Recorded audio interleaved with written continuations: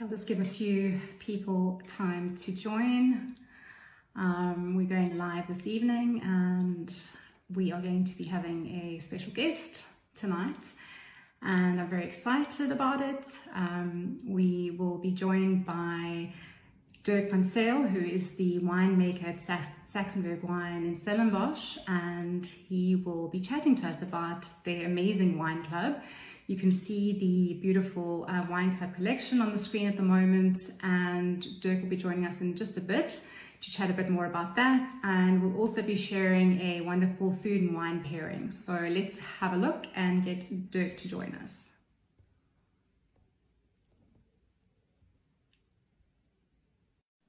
So let's give him a few minutes to come on. Hope everybody's got a glass of wine and hopefully a glass. Oh, there we go. Hi. Hi. How are you, Fiona? Good, and you? Great, thank you. So lovely for you to join us this evening. Very excited to chat a bit more about Saxonburg and especially about your wine club. So I don't know if you want to just let everybody know a bit more about yourself and who you are and what you do. Cool, thank you. Thanks so much for your time this evening, Fiona.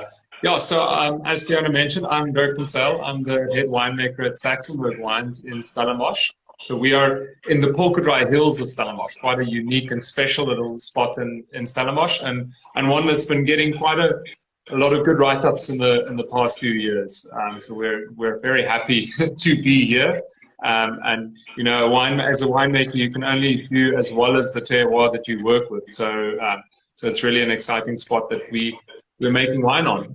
Yeah, and Saxonburg has been around since the late 1600s, but in its current form, it was bought by the Bureau family in 1989, and really they've transformed it and invested a whole lot into the property in planting new vineyards, and that's continuing to this day. And the second generation of the Bureaus, Vincent and Fiona, have taken over recently, and together we're really trying to push it to the next level. Amazing.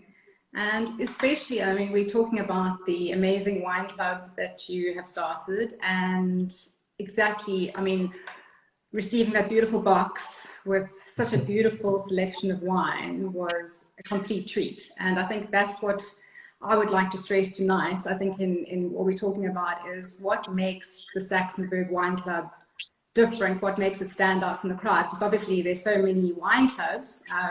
Yes. In your opinion, what makes you unique and different? I think the big thing that we try and do, you know, it's really with our wine club, we try and create a community almost of Saxenburg followers or Saxenburg people that are Saxenburg fans. And we've really seen, especially with last year with COVID, well, last year and continuing into this year, we've really seen the need to, you know, reach out directly to our customers and create stories and moments with our customers, and not just be, you know, operating from a distance. So with this wine club, we really try and get closer to our customers, try and talk to them on a more direct basis almost. And what we really try and do differently is not just offer people a discount or offer them free tastings or something like that. I think that's, you know, everyone does that. There's nothing special about it. So what we really try and do is we release a case twice a year. And so this is our second case for the year. And in that case, yes, that beautiful case behind you. And in that case, we always have a bit of the past, the present, and the future. So in this case, our past is the 2008 private collection Shiraz, and then the 2013 private collection Cabernet Sauvignon. So wines that have been aged beautifully in our Vinothèque. We taste through our Vinothèque wines routinely, and whenever we come across something that we're really excited about or that we think a wine that's showing beautifully at that moment, we try and include it in the wine club. Then, of course, we've also got the present is our Sauvignon Blanc, the 2021 Sauvignon Blanc. I like including the Sauvignon Blanc in our wine club case because it's just such a good showcase for our terroir. Sauvignon Blanc is quite expressive of sight, and it's eye-opening for people when they're not used to Saxonburg or when they don't know Saxonburg. Our Sauvignon Blanc tends to be quite eye-opening and thought-provoking because it's much cooler climate and style than what you would expect from Stellenbosch.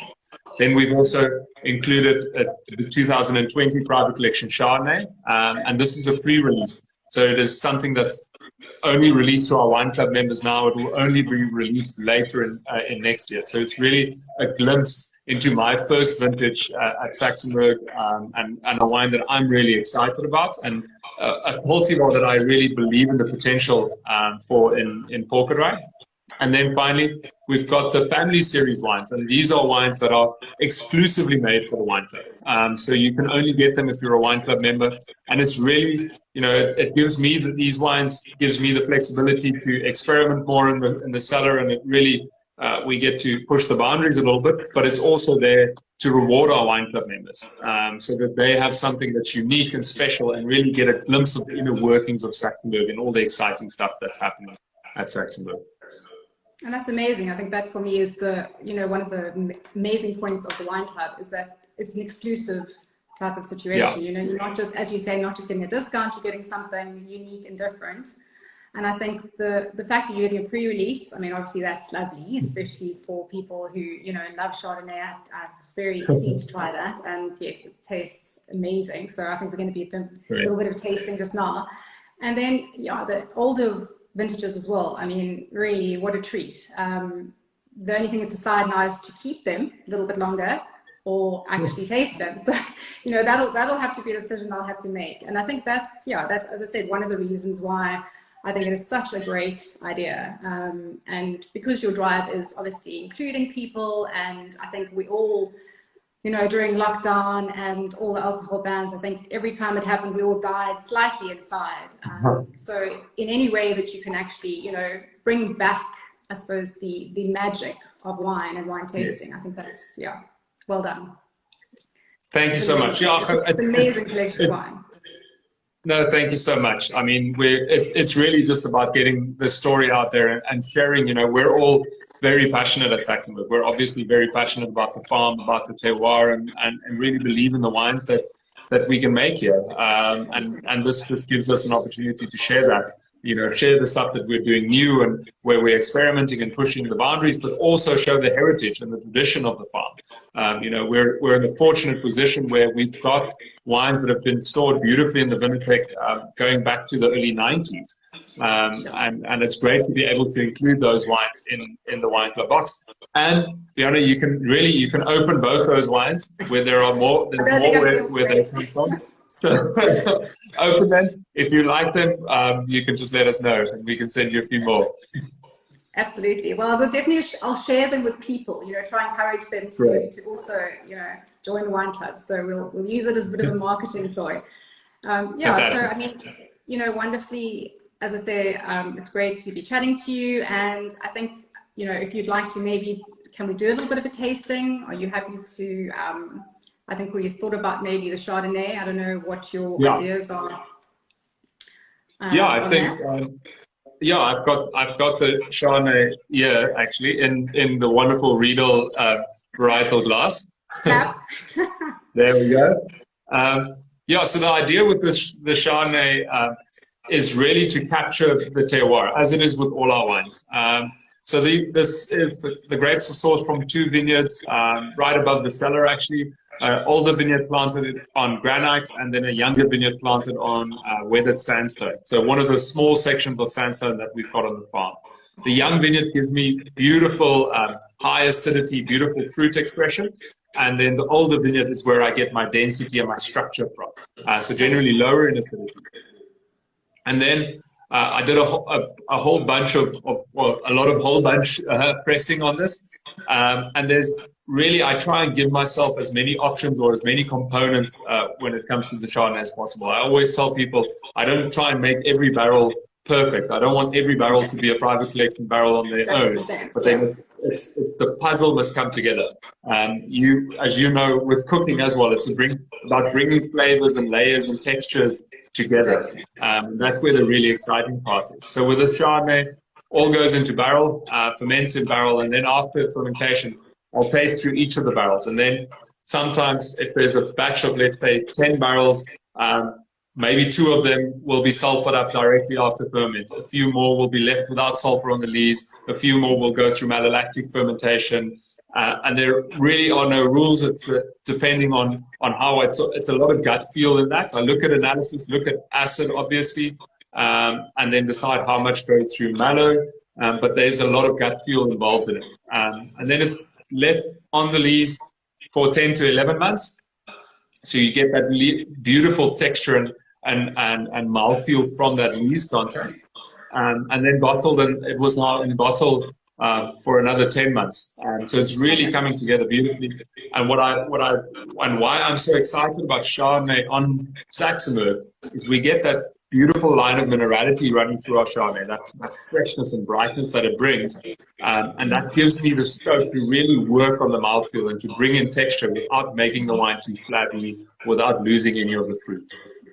It's really beautiful. I mean, that's, as you say, I mean, I think a lot of people, when they hear Chardonnay, they run, you know, because I think traditionally it's meant to be this very heavily wooded kind of, you can take 2 sips and then you're done. And it's lovely. You can taste the mouthfeel, as you say. It's very full and very round, but you still have that acidity on your tongue, which is, for me, is a true, like Chardonnay I like. You know, I don't mind the very heavily wooded ones, but this is something I think is easier to drink. We won't say it's easy drinking, but it pairs better with food, I think, because, you know, also you're not having that very sort of rich, cloying sort of feeling in your mouth while you're trying to eat. So I think it definitely pairs sort of better with food to have that minerality and acidity in the wine. So that. Definitely, and I think, you know, for me, wine is there are a few basics to wine, and one of them that I strive for to get in all my wines is balance. You know, balance is really one of the most important things, and that's when it comes to cooking as well. But it's, you know, it's to strike that balance between freshness and richness, between acidity and texture and fullness and all of that, and really to get that balance and between fruit and oak as well. So that's why oak selection is so important on this wine, where it's mostly in older oak. There's a component of it in newer oak, but that's in larger format, lighter toasting.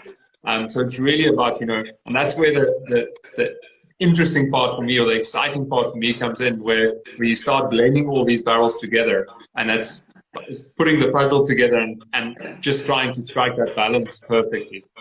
So it becomes that sort of magic sorcery thing that you do. You know, I always think, like, you know, it's the same with cooking. It's all about the tasting, and I think you know, I think that's very similar in wine. You kind of can cook and cook and cook, but you have to taste. Keep tasting. Maybe add this, maybe add that. Remove this, remove that. So yeah, I mean, it is. I think it is a very similar sort of parallel that you can draw between cooking, and I mean, for me, it's, you know, that's always been the thing. You know, food and wine. Best things in the world, you know, that makes any day better. So yeah, it's a beautiful wine. And I think, when did you say would it actually be released to the public, the Chardonnay? So this will probably be in the first half of next year. We don't have the exact release date on it yet. So this is really just to give a glimpse of what's to come, and give that glimpse to the wine club members first. It's just the wine that we're sorry. Just the one that I'm really excited about. So I thought, you know, we have to put it in there and see what people think. And how long is your wine club available for? So can people still sign up for like the next month or two, or how do you actually work because it's twice a year, is that correct? Yes, so it's a pretty simple model. Basically, you buy a case. You can buy the case it's available on our website. If you follow us on Instagram as well, you'll see lots of posts about it as well. And there will be links to our website to get there, or you can just send us a mail or give us a phone call. But it's 2,100 Rand for the case. It comes in that beautiful, nice wooden case, and that basically buys you a subscription for 6 months. So until the next case comes out, and there are a whole host of benefits, but you can read about more about that on the website. For me, it's really, you know, the wines are I think the rewarding part about the wine club more than anything else. Wonderful. Okay, should we move on to Yeah. the Syrah? I mean, obviously we're Yes. going to do the pairing, but maybe we just talk about the wine a bit before we actually introduce the actual food pairing. Definitely, definitely. So this Syrah is another one that I'm really excited about, and Syrah is really, for anyone that doesn't know Saxonburg, Syrah is what we do. Syrah is what we focus on more than anything else. It's more than a third of our plantings on the farm, and it's always been the biggest focus at Saxonburg. So when the beer was bought in '89, they looked at the property and they said, you know what, this is Syrah. And back then, it doesn't sound like a foreign concept now. You know, Syrah in Polka Dry Hills is getting rave reviews from Tim Atkin and the likes. But back in the 90s, everyone in Stellenbosch was planting Cabernet and Bordeaux varieties. So Syrah really wasn't the thing to focus on. But back then, the bureaus already decided, listen, this is what we're gonna hang our flag on, and this is what's gonna take us forward. Yeah. And you know, looking back in hindsight, they had amazing foresight to do that. And because now, you know, I'm in the fortunate position where we've got 30 years of history of Syrah on the farm, more than 30 years of history of Syrah on the farm. There's a lot that you can learn from that. A lot of the sites that you can, you know better now than what was known back in the 90s. But back in the day, back in the 90s and in the early 2000s, it was always made in the Aussie style, more in the Aussie style Shiraz. So lots of oak, bit of American oaks, and sweeter fruit, ripe fruit, beautiful, you know, big wines. And this, exactly. And, you know, and as fashions change, you know, there's always newer styles coming in, and it's not that we want to just follow a fashion, but you know, we always have to look critically at how we make wines and how we interpret our terroir, because that's really the job, is interpreting our terroir and showcasing our site. And we've realized that, you know, we have to go a little bit fresher, we have to go a little bit brighter on the Syrah, not, you know, preserve the fruit, not mask it with oak as much, or not add as much oak to it. Mm-hmm. So this wine is really, you know, to showcase the other side of Syrah on Saxonburg. And this is not, you know, our private collection and our Triple S is not going to be this in 2 or 3 years' time. But this wine does form about 20 to 25% of the private collection 2020 Syrah. So what I really love about this wine is beautiful, bright, it's tight, it's almost nervy when you just open it, and it just opens up over a few hours. If you put this in a decanter, you leave it for a few hours, it just opens up. There are so many textures and layers to it, but it's light in alcohol. This was picked early. A large component of this was whole bunch fermented as well. So literally put the whole bunches in a tank, climbed in it, we foot stomped it a little bit to get the juice out, and it naturally started fermenting. We didn't add any yeast to it, and then very minimal pump overs. So very minimalistic approach to making wine, very far removed from the old days where we did lots of punch downs and pump overs and really extracted the wines and fermented quite warmly. This is cooler ferments, soft extraction, but just with all the stems in as well. And you get that. There's a beautiful tannin that stem brings, and there's a perfume that it gives to the wine as well. It's beautiful. And I mean, the thing is as well, I think with, as you touched on a little bit earlier, and a lot of people, I think, is a question that maybe you can speak to. You did mention a little bit, Shiraz and Syrah. And I think a lot of people get confused because they think they're two completely separate varieties. And, you know, obviously, for me, you know, the traditional Shiraz, as you said, the Australian type of Shiraz is very heavy, which I love. I mean, it's got its place. Yeah. But yeah, definitely. You know, I definitely think that for me, a Syrah, and especially when you're eating, is an easier option to use for food pairing. So yeah, maybe you can just expand a little bit more for people who don't understand what the difference is. That would be great. So it is something that can be quite confusing, but it is, firstly, I mean, it is exactly the same variety. It is the same vineyard, the same grapes, nothing, and there are no laws governing when you can call it Shiraz or when you can call it Syrah. Okay. So it's very much you know, up to the winery to decide on, and generally it indicates a stylistic choice.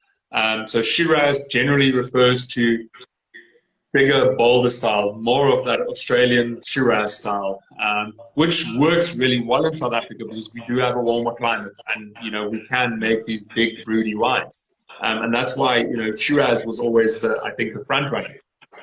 But Syrah, is more towards the elegant side. So that's more the French style of Syrah almost.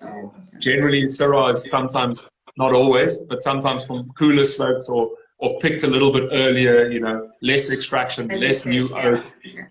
So very much focusing on the elegance and the perfume of the variety. Something that really makes me excited about Syrah is there's such life in Syrah. I'm a big Cabernet fan as well, obviously, but Cabs are big and they're muscular wines.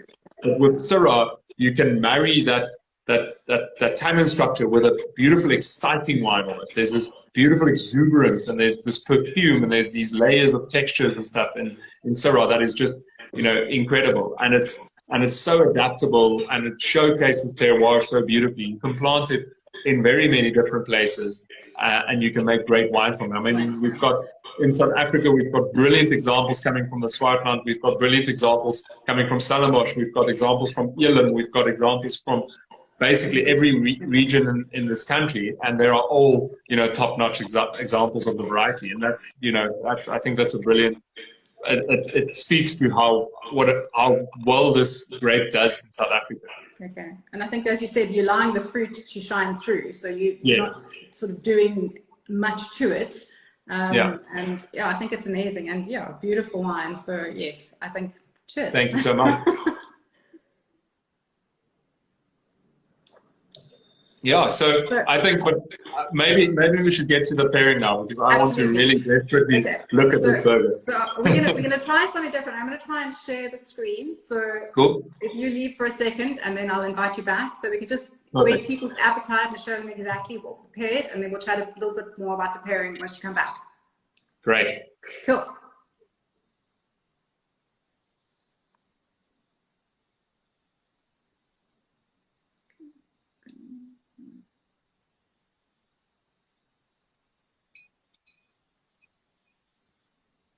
Okay, it's not working. Technology always does that. Can I ask? Maybe we should just leave it. Okay, should we just leave it? What I'll do is I'll add the image on my stories so people can have a look. But just to kind of introduce the pairing, I decided to go for a gourmet burger. I mean, obviously for me, a great pairing with Syrah is lamb. But just to kind of take it one step, sort of slightly more relaxed, I thought I would go for a gourmet burger. And mostly I would look at a solely beef burger. But in this instance, I decided to go for lamb and beef, the combination, so 50-50. And I think the reasoning for me behind the choice of lamb is lamb obviously is a slightly more fatty meat. And I think that, the flavor profile and the weight behind Syrah stands up very well to slightly sort of fattier, heavier cuts of meat. And also, what I loved about this wine in particular is the wonderful, bright fruit and acidity that it has. And that, I think, pairs really well with charred meats or grilled meats or anything like that. So, I mean, that's what we went for. We went for a gourmet beef and lamb burger, and it is accompanied by a delicious mushroom sauce. Again, the earthy flavors I think in mushrooms pair really well.